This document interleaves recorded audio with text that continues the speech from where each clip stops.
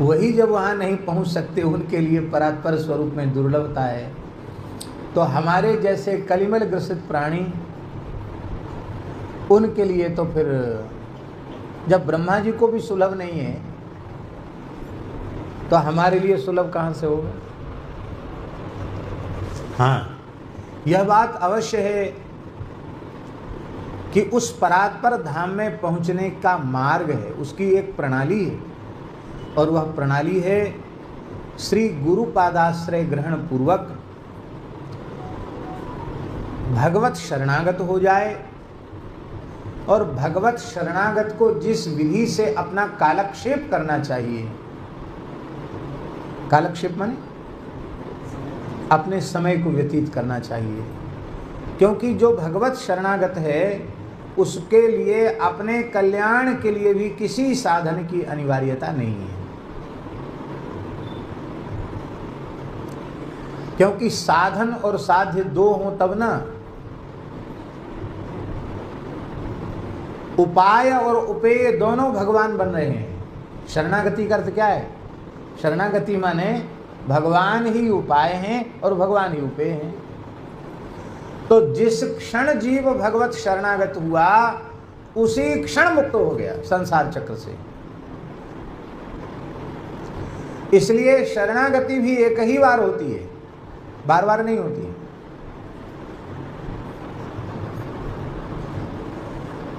अब उसको ज्ञान योग, कर्म योग, भक्ति योग की भी आवश्यकता नहीं है।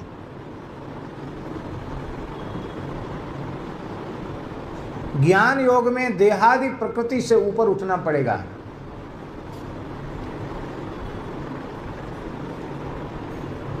कर्म योग में भी कर्तृत्वाभिमान से सर्वथा विमुक्त होना पड़ेगा, और भक्ति योग में भी तैल धारावत अखंड अविच्छिन्न भाव से भगवान नाम रूप गुण लीला की स्मृति बनी रहे, ये आवश्यक होगा। और स्मृति खंडित हुई तो भक्ति खंडित हो गई। किंतु जो भगवत शरणागत भक्त है, प्रपन्न है, शरणागत है, उसको अपने कल्याण के लिए, भगवत प्राप्ति के लिए ज्ञान योग, कर्म योग, भक्ति योग के आश्रय की आवश्यकता नहीं है, क्योंकि उसने सर्वतोभावेन भगवान का आश्रय लिया।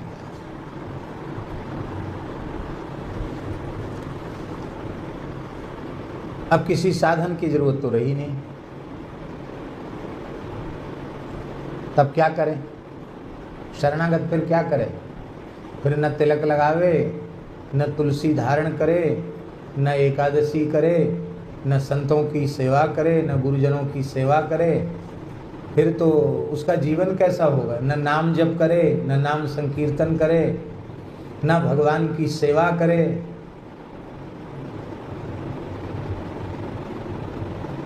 तब और क्या करेगा बोलो? यदि ये नहीं करेगा तो क्या करे? कथा न सुने, कीर्तन न करे, भगवत सेवा न करे तो क्या करे? तो शरणागत होते ही परम कल्याण हो गया, भगवान मिल गए, भगवान ने अंगीकार कर लिया। अब इस शरीर का प्रारब्ध शेष जब तक नहीं हो जाता है तब तक का जो भगवत प्रदत्त समय है, क्योंकि भगवान की शरण में जाते ही जीव का दूसरा जन्म हो जाता है, अब नया जन्म हो गया है। अब इस नए जन्म में जो भी समय भगवान ने अत्यंत कृपा करुणा करके हमें दिया है, उसमें हमें शास्त्रों में जो कुछ वैष्णवों का आचार कहा गया है, वैष्णवों का व्यवहार कहा गया है, वैष्णवों के कालक्षेप की पद्धति कही गई है, उसी पद्धति से हमको अपने समय को व्यतीत करना चाहिए।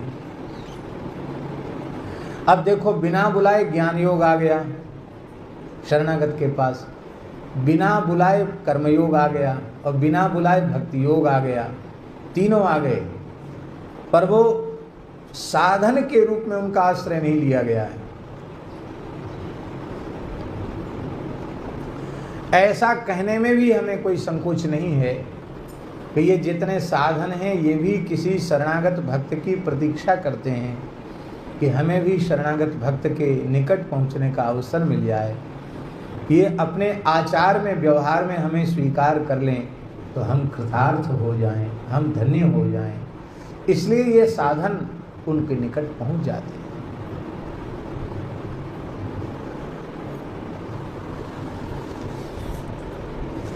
भगवान को छोड़कर दूसरे किसी का आश्रय लिया नहीं कि शरणागति बाधित हो जाती है। अन्याश्रय ही प्रपत्ति का सबसे बड़ा दोष है। अन्याश्रयेण प्रपत्तिर्बाधिता भवति। अन्याश्रय से भगवत शरणागति बाधित हो जाती है। इसलिए भगवान के भक्त को भगवान के अतिरिक्त किसी का आश्रय नहीं है। परम परम पतिव्रता सर्वतो भावेन अपने पति का ही आश्रय लेती है। ऐसे ही सर्वतो भावेन भगवान का आश्रय लेकर के, श्री जगन्नाथ प्रभु का आश्रय लेकर के रहे।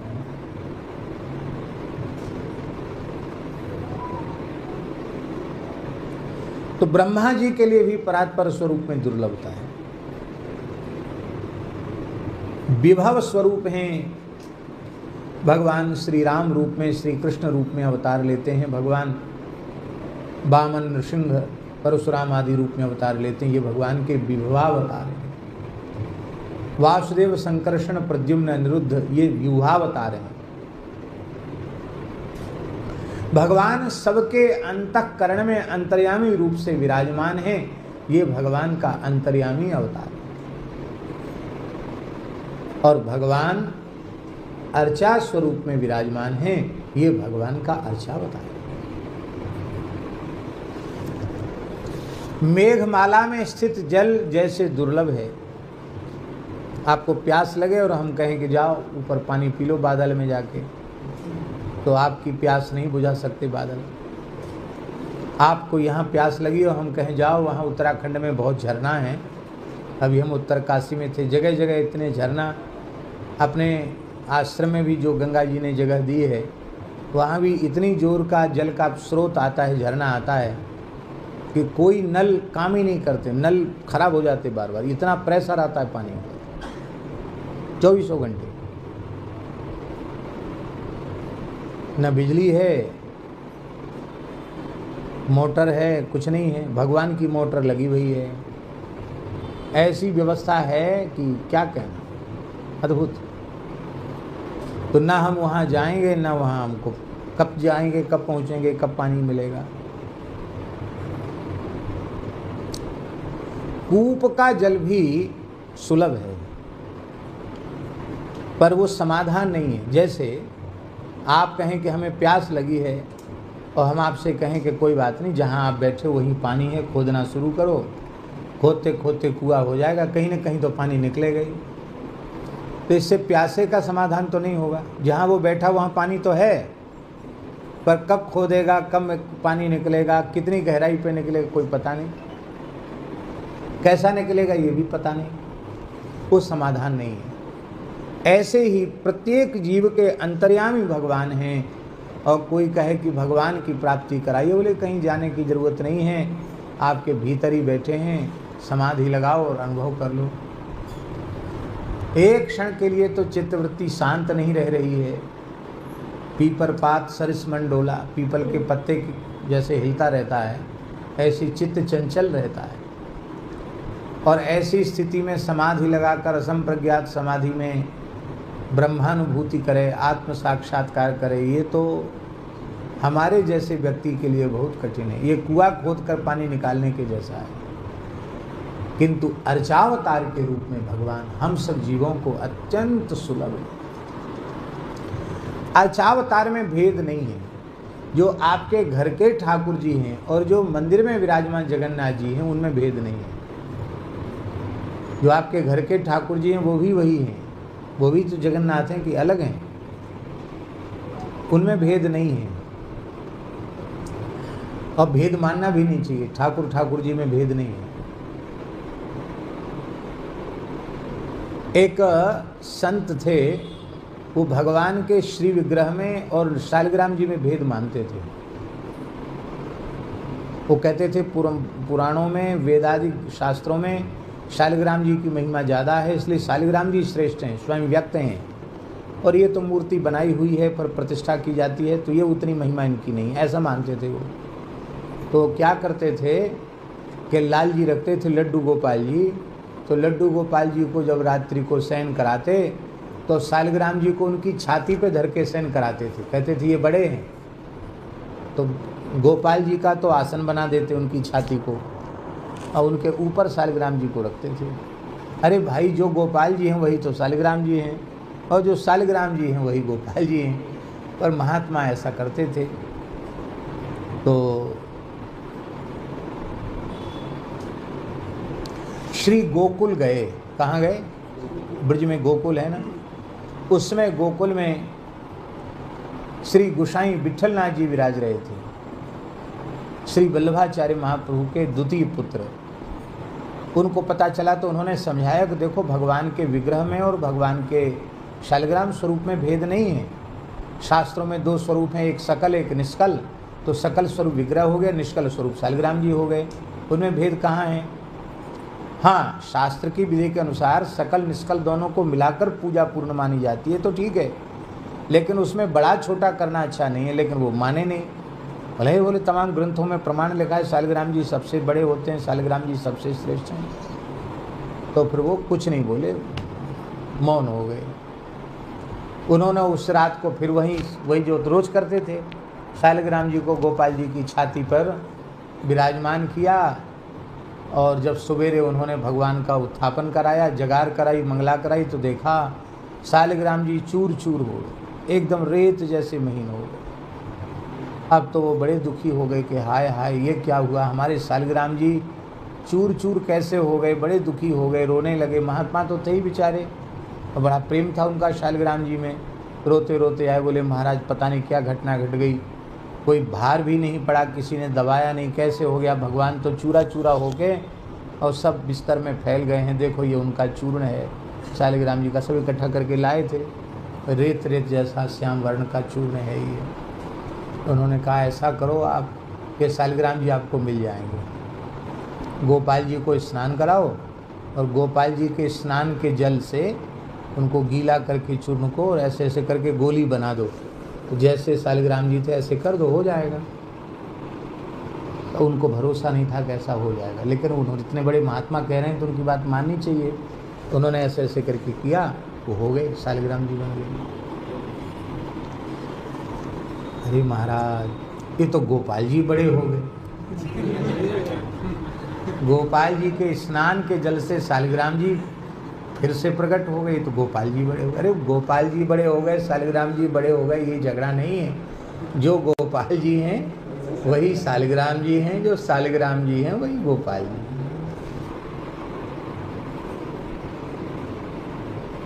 अर्चावतार में भेद नहीं है, आपके घर के ठाकुर जी भी वही है,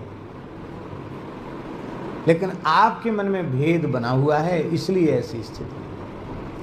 अब एक विशेष बात जो हम निवेदन कर रहे हैं वो ये है कि यद्यपि भगवान के स्वरूप में भेद नहीं है, लेकिन इसके बाद भी भगवान जीवों पर कृपा करुणा करने के लिए जब स्वयं अपने संकल्प से अर्चावतार के रूप में अभिव्यक्त होते हैं, प्रकट होते हैं, तो उनकी महिमा, क्योंकि वो अपनी संपूर्ण महिमा को अपने में प्रतिष्ठित करके विराजमान होते हैं। जैसे श्री जगन्नाथ जी स्वयं प्रकट हैं, अनंत कोट ब्रह्मांडों के निर्माता को भला कौन निर्माण करेगा, कौन बनाएगा? उनको तो कोई बना ही नहीं सकता। और एक कहावत है हमारे ब्रज में कि नानी के यहाँ नंसार की बात नहीं करी जाए। नानी के घर में ननिहाल की बात कोई करे, नंसार की बात करे, तो लोग कहेंगे ये देखो इसको क्या पता, छोटा बच्चा है। तो ऐसे ही यहाँ के लोगों के सामने हम यहाँ की बात करें तो वो तो नानी के यहाँ ननिहाल की बात होगी, ऐसा नहीं है। भगवान श्री जगन्नाथ स्वयं प्रकट हैं, ब्रह्मा जी प्रतिष्ठा करते हैं, ब्रह्मा जी से साक्षात भगवान जगन्नाथ इसी श्री विग्रह स्वरूप में जगन्नाथ जी ब्रह्मा जी से साक्षात संवाद करते हैं।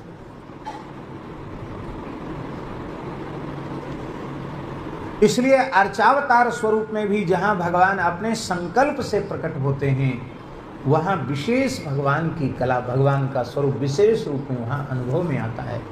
वहां घर के ठाकुर जी में आपको भावना बनानी पड़ेगी, और वहां भावना बनी बनाई है।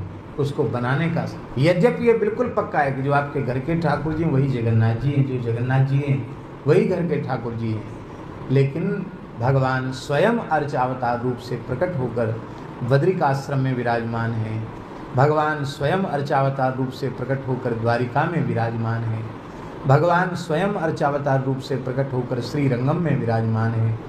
भगवान अर्चावतार रूप से प्रकट होकर के स्वयं श्री पुरुषोत्तमपुरी नीलाचल धाम में विराजमान हैं। तो यहाँ जाकर दर्शन करना ये साक्षात भगवत दर्शन के समान ही है। तो हम लोग बड़े भाग्यशाली हैं कि हम लोगों को श्री जगन्नाथ जी का दर्शन हुआ। हमको ऐसा लगता है कि जगन्नाथ जी तो जगन्नाथ जी हैं, पर श्रीमन महाप्रभु जी, श्री चैतन्य महाप्रभु जी श्री नवद्वीप धाम की पवित्र भूमि पर अवतरित होकर अपने परिकर सहित यहाँ न पधारते और यहाँ न विराजते, और श्री जगन्नाथ जी के भावमय स्वरूप को अपने महाभाव के द्वारा उसको प्रकट न करते, अभिव्यक्त न करते, तो शायद हम लोग कोई भी जगन्नाथ जी का क्या स्वरूप है इसको अणुमात्र भी नहीं जान पाते। तो आज वर्तमान समय में श्री जगन्नाथ महाप्रभु का जो दिव्य स्वरूप, जो महात्म्य यत्किंचित रूप में प्रतिष्ठित है, उसके मूल में श्रीमन महाप्रभु, श्री जगन्नाथ और श्री महाप्रभु जी में भी अभेद ही है।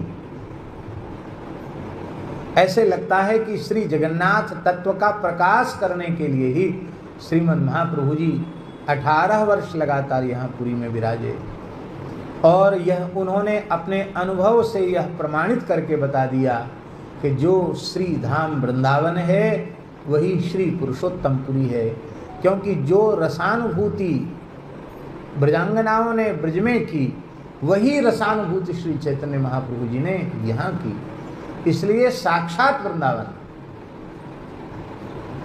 यदि कोई इसे ब्रजभूमि से वृंदावन से भिन्न मानता है तो धाम के प्रति उसका अपराध बन जाए। ये साक्षात वृंदावन,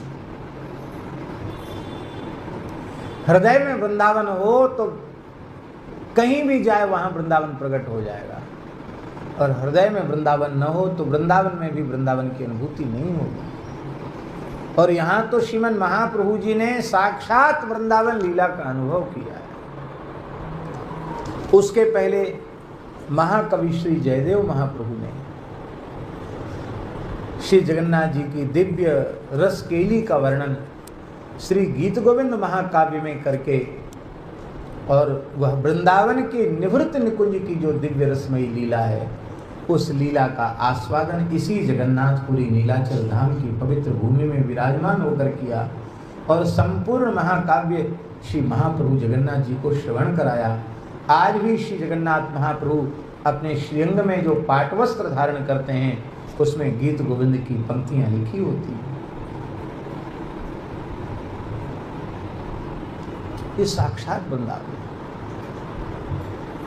श्री गोपीनाथ जी, टोडा गोपीनाथ जी विराजमान है। ठाकुर जी खड़े थे, अब कहते श्री गदाधर जी के लिए ठाकुर जी बैठ गए।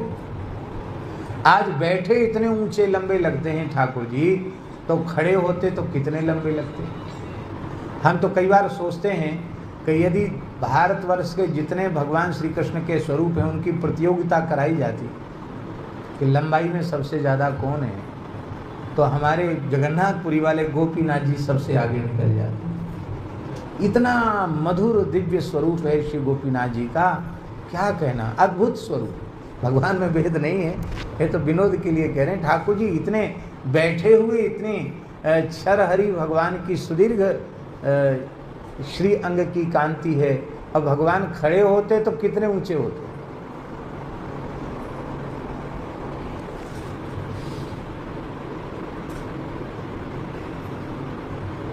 हम अपने मन की बात कहें, और वैसे ये सब बातें प्रवचन में कहने की नहीं है। भगवान जहाँ ले जाते हैं वहाँ जाते हैं, और सब जगह अच्छा ही लगता है। कहीं कोई किसी तीर्थ में हमारी ऐसी बुद्धि नहीं बनती है भगवत कृपा से कि उसकी उपेक्षा की बुद्धि हो, क्योंकि शास्त्रों में जहाँ कहीं जिन तीर्थों का महात्म्य लिखा है वह सर्वथा सत्य है, उसमें संदेह का कहीं कोई अवकाश